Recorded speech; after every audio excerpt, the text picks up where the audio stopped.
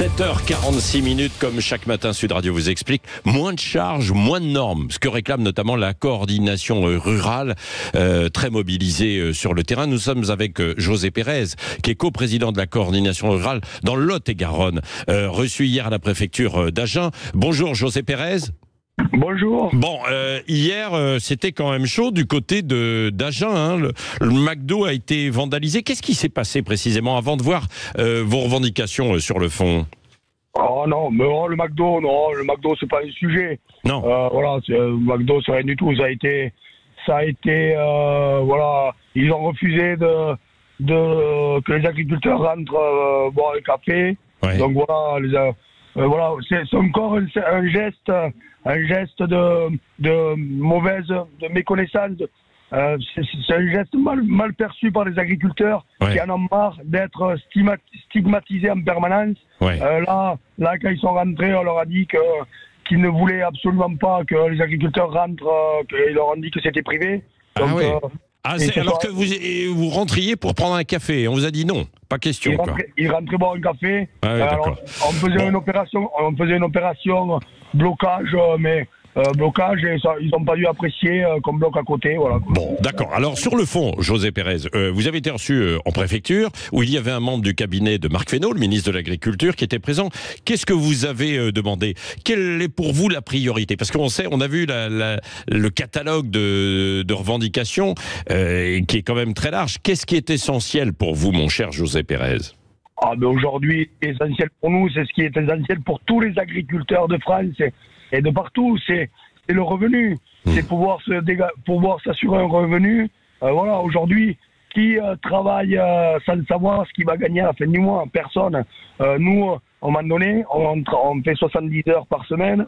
Il faut qu'on puisse nous garantir un revenu décent. Ouais. Oui, c'est le revenu décent. Alors, ça, on l'a compris, c'est une revendication forte et ce qui est normal. Mais après, de façon très concrète, alors, c'est quoi? Parce que je sais qu'il y en a certains qui disent, par exemple, il faudrait aller contrôler dans les magasins si la loi Egalim est respectée. Ou il faudrait qu'il y ait un peu moins de normes ou un peu moins de charges. C'est un tout et c'est large quand même, hein, José Pérez. Hein. Bien entendu. Alors aujourd'hui, on a trop de contraintes environnementales. Ouais. C'est ce qui nous tue. En France, ils veulent qu'on soit plus blanc que blanc, et on l'est. L'agriculture française est l'agriculture la plus propre du monde.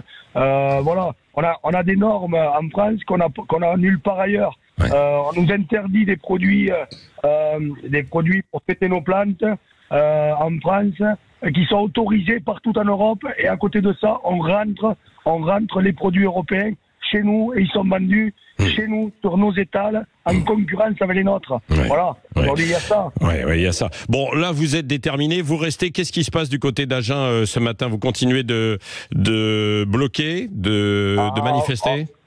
Bien entendu, là nous sommes sur l'autoroute à Agen.